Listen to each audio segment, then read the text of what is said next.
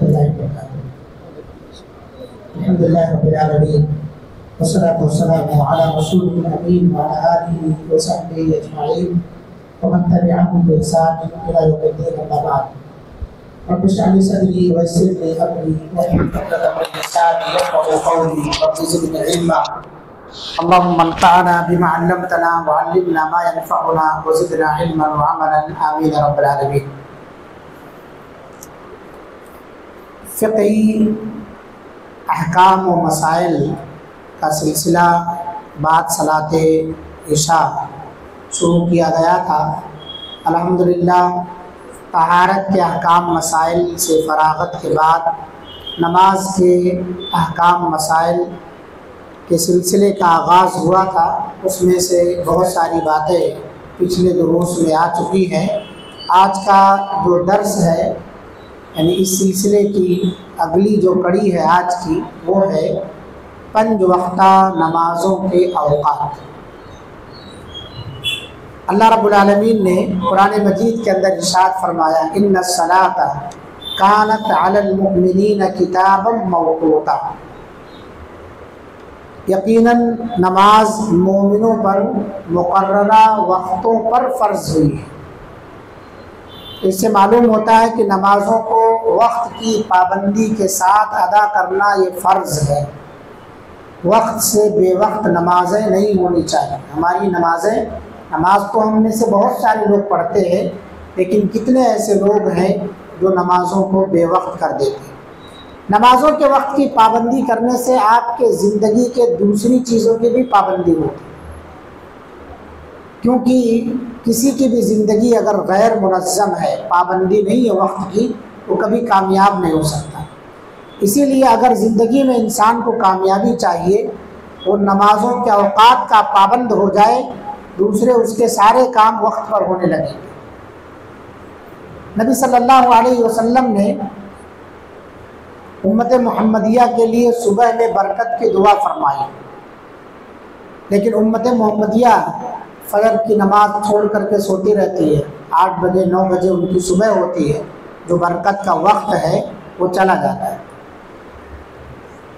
अब दूसरे औक़ात के लिए उसे इंतज़ार करना पड़ता है।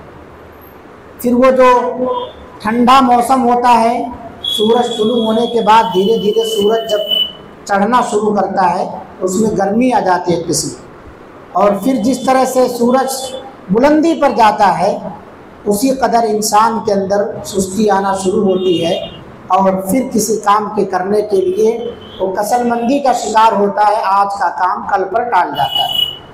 इसलिए अगर आप फजर के पाबंद हैं तो बहुत सारा काम आपका आसानी के साथ ठंडे वक्त में हो जाया करता है, और जो धूप का वक्त है उसमें आप आराम कर सकते हैं। तो अगर हम वक्त की पाबंदी करें तो हमारी ज़िंदगी मुनज़्ज़म हो जाए, ज़िंदगी के काम बहुत आसानी के साथ हल हो जाए, और जल्द अज जल्द हम उन कामों को निपटा लिया करें। 5 वक्ता जो नमाज़ों के औक़ात हैं, वो हदीस के अंदर अल्लाह के रसूल सल्लल्लाहु अलैहि वसल्लम ने बयान फरमाए हैं। हज़रत जिब्रील अलैहिस्सलाम को अल्लाह ताला ने इस रूए ज़मीन पर, आसमान से इस रूए ज़मीन पर 2 दिन भेजा, ताकि आप सल्लल्लाहु अलैहि वसल्लम को हज़रत जिब्रील जाके नमाज और नमाज़ों के औक़ात बताया है कि नमाज पढ़ना कैसे और किन वक्तों पर पढ़ना है। एक दिन हज़रत जिब्रील अलैहिस्सलाम आए और उन्होंने पूरी नमाज़ें अव्वले वक्त पर पढ़ा। दूसरे दिन हज़रत जिब्रील अलैहिस्सलाम आए, पूरी नमाज़ें, 5 वक्त की नमाज़ें आखिरी वक्त में पढ़ा, सिवाय मगरिब के, क्योंकि मगरिब का एक ही वक्त है, उसमें ताख़ीर नहीं। उसके बाद उम्मत को बताया, आप सल्लल्लाहु अलैहि वसल्लम को बताया कि ये जो वक्त है, आपसे पहले अंबियाए कराम के नमाज़ों का भी यही वक्त था, तो आपसे पहले थे। तो आप सल्लल्लाहु अलैहि वसल्लम को औक़ात जो बताए गए हैं वो इसीलिए ताकि आपकी उम्मत पाबंदी करे। और एक दूसरी चीज़ उसमें गौर करने की है, वो ये है कि अगर अव्वले वक्त में आप नमाज नहीं पढ़ सके, तो कम अज़ कम आखिरी वक्त तक तो उस नमाज को अदा कर लेना चाहिए, ताकि वक्त के अंदर नमाज हो जाए। जैसे ज़ोहर की नमाज 12:20 पर शुरू हो रही है, वहाँ से ज़वाल शुरू हो गया है। अब जब जवाल शुरू हो गया है, मसाजिद के अंदर 1 बजे जमात का वक्त रखा जाता है। 1 बजे की जमात अगर आपको नहीं मिली है, नहीं पढ़ सके हैं, तो 1 बजे से लेकर के 3:40 35 मिनट पर असर शुरू होती है। इस दौरान तकरीबन 2.5 घंटे, पौने 3 घंटे का वक्फा है। इस पौने 3 घंटे के अंदर भी अगर आप ज़ोहर नहीं पढ़ सके हैं तो आपसे बड़ा बदनसीब कोई नहीं। वक्त के अंदर नमाज अदा कर लेना चाहिए था आपको। इसीलिए अल्लाह ने गुंजाइश रखी है, कुशादगी रखी है एक वक्त से दूसरे वक्त के दरमियान। असर का वक्त शुरू होने और ज़ोहर के वक्त के दरमियान लंबा वक्फा है। आप अव्वले वक्त पर नहीं पढ़ सके हैं, बेहतर यह है, अफजल है। नहीं पढ़ सके हैं जमात के साथ, किसी काम में मसरूफ़ हो गए, सफ़र में थे, कुछ भी था मसला, उसको उसके वक्त के अंदर अदा करने की कोशिश कीजिए। तो ये बहुत अहम चीज़ है, इस सिलसिले में हमें याद रखना चाहिए। तो 5 वक्ता नमाज़ों के जो अवकात हैं उसको याद रखने के लिए बताया जा रहा है आपको। वो अवकात इस तरह है। ज़ोहर का वक्त ज़वाल, ज़वाल से लेकर के, ज़वाल किसको कहते हैं? सूरज के पश्चिम की तरफ, वेस्ट साइड में जिधर सूरज डूबता है, ढलने से लेकर उस वक्त तक जब तक कि हर चीज़ का साया उसके बराबर ना हो जाए। ये कलम है, मैं ये कलम रखूं दोपहर के वक्त में, और यहाँ से लेकर के इसका वक्त शुरू होता है जब इसके नीचे हल्की सी परछाई आती है। यहाँ से शुरू होगा जब तक कि इसका साया इसके बराबर ना हो जाए। यहाँ तक बराबर हो गया, अब यहाँ से आगे असर का वक्त शुरू हो गया। इस बीच में ज़ोहर का वक्त मौजूद है। अब आपको चाहिए यहाँ से लेकर के यहाँ तक के अंदर अदा कर लिए, तो ये वक्त के अंदर नमाज अदा करना हुआ। अव्वले वक्त पर नहीं हुआ, लेकिन जो वक्त है ज़ोहर का, वक्त के अंदर नमाज अदा करना हुआ। तो ज़वाल से लेकर, यहाँ से ज़वाल शुरू हुआ, अब यहाँ से वक्त शुरू हो गया ज़ोहर का। कहाँ तक है? हर चीज़ का साया उसके बराबर हो जाए। तो जब आप रखेंगे इसको तो इसका साया उसके बराबर हो गया, वहाँ तक ज़ोहर का वक्त है। पुराने ज़माने में घड़ियाँ वगैरह नहीं थी, यही सूरज देख करके औकात का पता लगाया जाता था। आज भी बहुत सारी चीज़ें फेल हो सकती हैं, कई कई जगहों पर करंट गायब हो जाता है किसी वजह से, तूफान से, कुछ और से, सारी बस्तियाँ उलट जाती हैं, कुछ भी नहीं, ना मोबाइल ना घड़ी, कुछ भी नहीं है आपके पास, कैसे वक्त का पता लगाएंगे आप? तो ये यही तरीका है जो अल्लाह रब्बुल आलमीन की तरफ से बताया हुआ तरीका है। ये मुस्तहब वक्त है, ठीक है। ये असर का आखिरी ज़ोहर का वक्त है, हर चीज़ का साया जब उसके बराबर हो जाए, यहाँ से लेकर के यहाँ तक। उसके बाद असर का जो वक्त है, असर के वक्त के बारे में है कि ज़ोहर के आखिरी वक्त से लेकर के यहाँ से हर चीज़ का साया बराबर हो गया था, वहाँ से लेकर के सूरज के जर्द होने या 2 मिसल साया होने तक। जर्द होने का मतलब क्या है? यहाँ से लेके यहाँ तक डबल हो जाए। जब हर चीज़ का शैडो, आप एक कलम रखे, इसका शैडो डबल आ जाए, तो डबल होने तक है। कहाँ से है? जहाँ से सिंगल हुआ था, यहाँ से लेके यहाँ तक डबल होने तक है वो असर का वक्त। ये असर का मुस्तहब और अफजल वक्त है। इससे पहले पहले हमें असर की नमाज अदा कर लेनी चाहिए, लेकिन वक्त मुख्तार तो यहाँ तक था, पसंदीदा, मगर इसमें और गुंजाइश। कहाँ तक है? जब हर चीज़ का साया 1 मिसल हो गया, वहाँ से लेकर सूरज डूबने तक है। यानी गोया असर के अंदर 2 वक्त आ गया। एक वक्त अफजल है और दूसरा वक्त थोड़ा सा कराहत वाला है। सूरज में जब जर्दी आ गई है तो उसके अंदर कराहत आ जाती है, क्योंकि वो डूबने के बिल्कुल करीब होने लगता है सूरज। तो ऐसे वक्त में नमाज पढ़ने से मना किया गया है जब वो डूब रहा हो। सूरज जब डूबना शुरू करता है, वहाँ से लेकर के जब तक कि वो डूब ना जाए, नमाज पढ़ने से मना किया गया है। तो असर का वक्त ज़ोहर के आखिरी वक्त से लेकर के हर उस चीज़ का साया जिसको आप रख रहे हैं डबल ना हो जाए, वहाँ तक है, ये पसंदीदा है। वरना और देखेंगे तो उसके अंदर डूबने तक है। अल्लाह के रसूल सल्लल्लाहु अलैहि वसल्लम ने बयान फरमाया, जो आदमी सो गया या भूल गया, मन नामा औ नसिया, जो सो गया शख्स या जो भूल गया है, तो उसके लिए वही वक्त है जब उसे याद आए या जब वो बेदार हो। लेकिन ये रोज़ाना की बात नहीं है कि आप नमाज के वक्त में सो जाएं, नमाज छोड़ करके आप सो जाएं, ये रोजाना की बात नहीं, कभी कभार आपके साथ हो गया, उठने के बाद फौरन पहला काम आपको वुजू बना करके नमाज पढ़ना है। ये नहीं है कि हम पूरी तैयारी कर लें उसके बाद नमाज पढ़ेंगे, नहीं, आपको पहला काम नमाज की अदायगी का करना चाहिए। उसके बाद मगरिब का वक्त है, सूरज के गुरूब होने के बाद से लेकर के लाली गायब होने तक। जब सूरज डूब जाता है तो पश्चिम की तरफ एक लाली होती है, वो लाली जब डूब जाए, वो लाली गायब हो जाए, तब तक मगरिब का वक्त रहता। गायब हो गई, वहाँ से इशा का वक्त शुरू हो जाता, उसको कहा जाता है शफक़ अहमर। शफक़ अहमर, अहमर माने सुर्खी और शफक़ माने जो जाहिर होता है आसमान की तरफ। तो मगरिब का जो वक्त है सूरज के गुरूब होने के बाद से लेकर गायब होने तक, इसमें एक ही वक्त है। इशा का जो वक्त है शफक़ के गायब होने से, वो जो शफक़ शुरू हुआ था वहाँ से शफक़ गायब हो जाए। अब शफक़ लाली गायब होने से लेकर इशा का वक्त शुरू हुआ, आधी रात तक है, ये अफजल वक्त है इशा का। यानी इतने देर तक आप इशा की नमाज को ताख़ीर करके पढ़ सकते हैं। हज़रत अनस रज़ियल्लाहु अन्हु से रिवायत है, एक रात हम लोग नबी सल्लल्लाहु अलैहि वसल्लम का इंतज़ार कर रहे थे, यहाँ तक कि आधी रात के करीब वक्त गुजर गया है।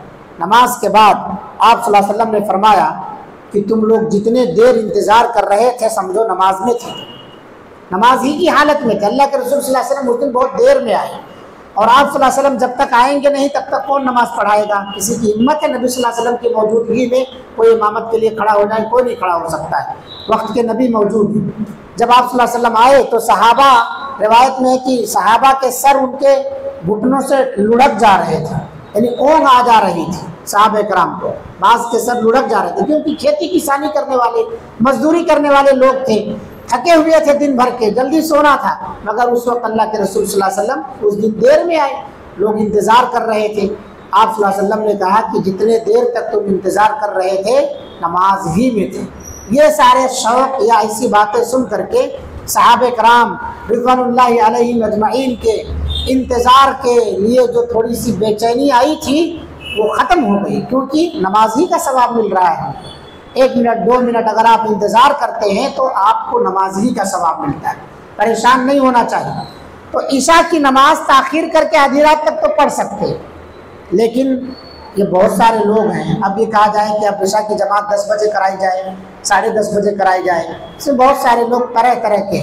यहाँ अल्लाह के रसूल सल्लल्लाहु अलैहि वसल्लम एक दिन आए थे ये बताने के लिए कि इतनी देर तक तुम ताख़ीर कर सकते हो, कहीं ज़रूरत पड़ जाए तो। अगर सारे लोग मुत्तफिक हैं कि नहीं जमात 10 ही बजे कराई जाएगी, हम लोगों के लिए कोई दिक्कत परेशानी नहीं है, तो कर सकते हैं आप, कोई हर्ज की बात नहीं है इसमें। लेकिन कुछ ऐसे लोग हैं जो बीमार हैं, ज़ईफ़ हैं, कमज़ोर हैं, ज़रूरतमंद हैं, है ना, तरह तरह के लोग हैं, तो जमात में मुसल्लियों का ख्याल करना पड़ता है। इस वजह से आप देखेंगे कहीं 8:30 बजे, कहीं 8:15 बजे जमात है, कहीं ज़्यादा से ज़्यादा 8:45 बजे। इक्का दुक्का शहर की मसाजिद है जहाँ पर 9:30 बजे तजारती कारोबारी लोग हैं, और मस्जिद जो है बाज़ार के अंदर है या बाज़ार से बिल्कुल करीब है, बिजनेसमैन लोग दुकान बंद करके आके नमाज़ पढ़ते हैं। ऐसी जगहों पर 9:45 बजे, 9:30 बजे जमात रखा जा रहा है, तो सारे लोग उस पर मुत्तफिक हों तो कोई कबाहत की बात नहीं है। लेकिन अगर मुत्तफिक नहीं है तो दूसरों को तकलीफ़ दे करके आप ये अच्छाइयाँ और नेकियाँ अंजाम नहीं दे सकते, इसका ख्याल करना चाहिए। इसी तरह से अल्लाह के रसूल सल्लल्लाहु अलैहि वसल्लम ने ईशा की नमाज से पहले सोने को और उसके बाद बिला ज़रूरत गुफ्तगू करने को नापसंद फरमाया। अन्न नबी सल्लल्लाहु अलैहि वसल्लम कान यकरहु नौम क़ब्लहा वल हदीस बअदहा। लिहाजा ईशा की नमाज के बाद बग़ैर चूँ चेरा के, कुछ ज़रूरत नहीं है, घरेलू शादीशुदा नहीं है, आप बीवी से कुछ गुफ्तगू नहीं करनी है, घर में मेहमान नहीं आए हैं, लिखना पढ़ना नहीं है आपको, तो खाली ये डब्बा लेकर के 1-1 बजे तक मत जाओ। अगर जाग रहे हो तो उसको अच्छे काम में इस्तेमाल करो, वरना फजर की नमाज पर फिर असर पड़ेगा।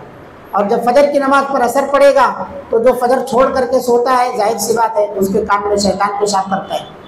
जो फजर की नमाज छोड़ करके सोता है नहुसत उसके घर में आती।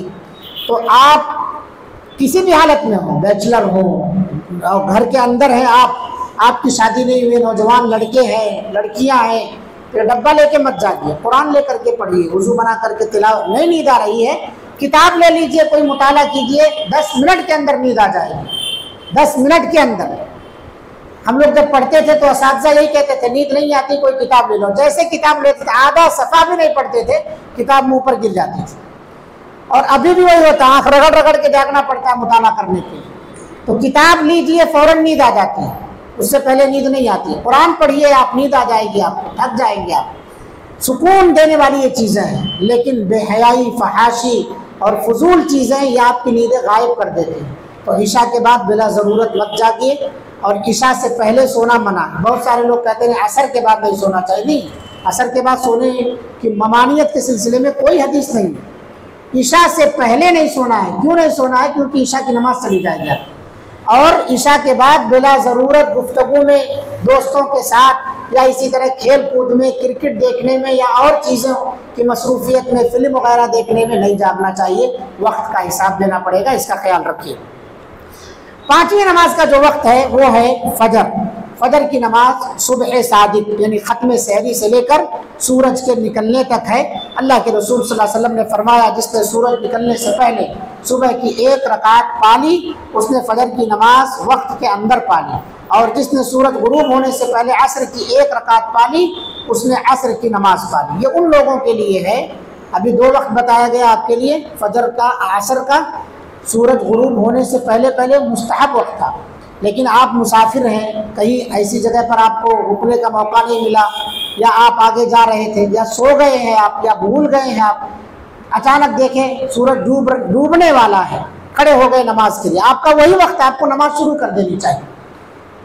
नमाज शुरू कर देनी चाहिए। 1 रकात भी अगर आपने सूरज डूबने से पहले पाली तो समझो नमाज वक्त के अंदर पाली। और यही मसला फजर की नमाज का भी। बस औकात आँख लग गई, सो गए आप, और अचानक उठ रहे हैं तो सूरज निकलने के बिल्कुल करीब है, तो आप फ़ौरन वज़ू कीजिए, नमाज में खड़े हो जाइए। 1 रकात अगर आपने सूरज निकलने से पहले पा ली है तो अपनी पूरी नमाज वक्त के अंदर आपने पा ली है। इसका एहतमाम करना चाहिए। यही हुक्म दूसरी नमाज़ों का भी है कि वक्त ख़त्म होने से पहले पहले 1 रकात मिल जाए तो नमाज वक्त के अंदर ही शुमार होगी। ये है 5 वक्ता नमाज़ों के औकात। ज़ोहर की नमाज का वक्त ज़वाल से शुरू होता है जब तक कि हर चीज़ का साया एक मिस्ल के ना हो जाए। असर की नमाज का वक्त एक साया हर चीज़ का एक मिस्ल हो जाए, वहाँ से लेकर के जब तक 2 मिस्ल ना हो जाए, ये बेहतर वक्त है। वरना वक्त में तमदीद है डूबने तक, ये आखिरी वक्त है। ठीक है। मगरिब की नमाज का वक्त शुरू होता है डूबने के बाद से लेकर के सूरज पश्चिम की तरफ डूबने के बाद जो लाली दिखाई देती है, जब तक लाली गायब ना हो जाए। ये मुश्किल से 30 मिनट तक ये लाली रहती है, उसके बाद लाली गायब हो जाती है, 25 से 30 मिनट तक। उसके बाद ईशा की नमाज का वक्त शुरू होता है। जहाँ से लाली गायब हुई है वहाँ से लेकर के ईशा की नमाज का वक्त शुरू है, आधी रात तक है। ये अफजल वक्त है, वरना फजर से पहले पहले तक है। जैसे आप सफ़र में हैं, आप सो गए हैं, या इसी तरह से कुछ और मसला है, उसकी वजह से आप ईशा की नमाज, शादी है उसके लिए ईशा की नमाज ताख़िर नहीं करेंगे आप, है ना। शादियों की वजह से, फलानी चीज़ की वजह से नहीं, इन सब चीज़ों से इज्तनाब करना चाहिए। कोशिश ये कीजिए कि हमारी नमाज इन वक्तों के अंदर हो। अल्लाह ताला से दुआ है हमें इन औकात का ख्याल रख करके अपनी नमाज़ों को वक्त के अंदर अदा करने की तौफीक अता फरमाए। अल्लाह रब्बुल आलमीन हम सबको 5 वक्ता नमाज़ों का पाबंद बनाए, नमाज़ों को सुन्नत नबवी के मुताबिक अंजाम देने की तौफीक अता फरमाए। आमीन। व आखिरु दअवाना अल्हम्दुलिल्लाहि रब्बिल आलमीन। वस्सलामु अलैकुम व रहमतुल्लाहि व बरकातुहू। सुब्हानकल्लाहुम्मा व बिहम्दिका अशहदु अन ला इलाहा इल्ला अंता अस्तगफिरुका व अतूबु इलैक। जज़ाकुमुल्लाह।